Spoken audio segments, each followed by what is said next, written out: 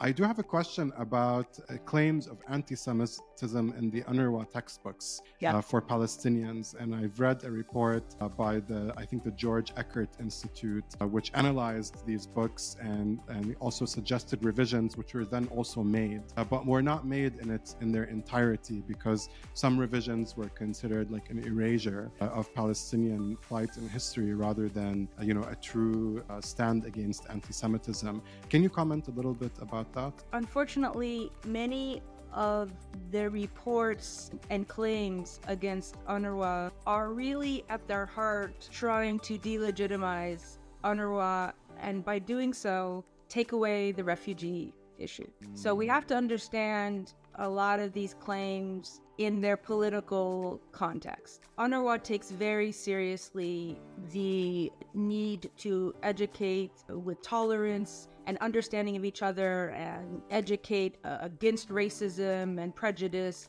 And in fact, just to quote UNRWA here exactly, UNRWA is one of the only in the whole school system in the Middle East region is one of the few organizations that utilizes a curriculum framework that emphasizes UN values, specifically including neutrality, human rights, tolerance, equality, non-discrimination with regard to race, gender, language, and religion. And what happens is UNRWA, like all UN organizations, as the UN practice, is they use the local textbooks. And so UNRWA, it's so funny what we hear in certain claims. UNRWA doesn't have its own textbooks. It uses the textbooks of the host country, which in this case is the Palestinian Authority. Now, UNRWA does an assessment of those books regularly.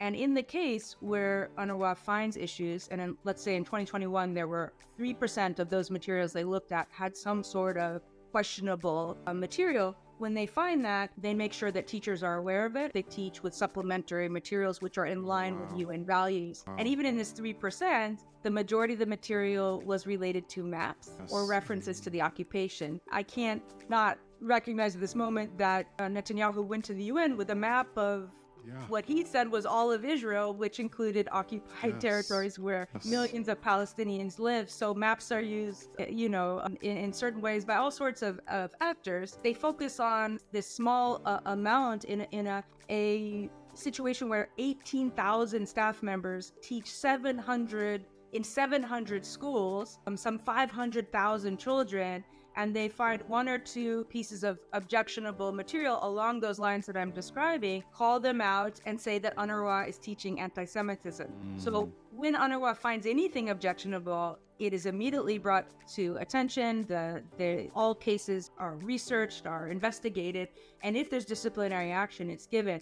But it is very clear that there's a habit of taking, a couple of things that, like maps that are drawn with certain political ideology in mind as anti-Semitic, and then labeling the whole teaching system as anti-Semitic, despite everything UNRWA does to both say that this is, if we find anything, which is in the 1-2%, if that, we automatically investigate. I shouldn't say we, because we're not implementing on the ground, but UNRWA automatically investigates. And if there is something, there's disciplinary actions taken.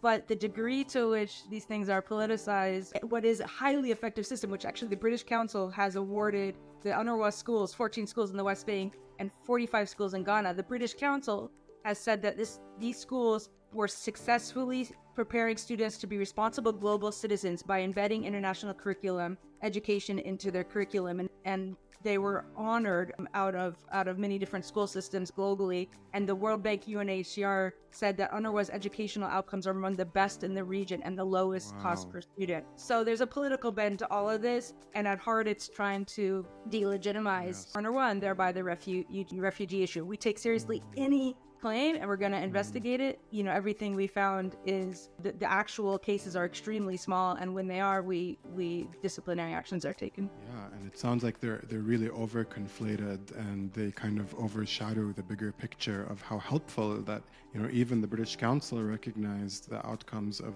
the beautiful and wonderful outcomes towards people being responsible global citizens. I love that term, and I also echo that in our textbook textbooks in Lebanon and much of the Arab world, we don't talk about gender and, equality and in terms of race and sexuality and all that stuff. So to have that actually incorporated in those books is huge in that region. Yes. And it's wonderful. And I would even argue that Netanyahu's presentation of that map is anti-Semitic to me, because anything that drives hate towards Jews is anti-Semitic. And so when you present that map in that way and you erase the Palestinian plight, that is going to fuel more hate towards Jews from the Arab world, of course. And anybody that supports Palestine as a cause, especially people that aren't exposed to Jews and don't understand Jewish culture, thankfully those people are now seeing the Jewish Voice for Peace and all that's happening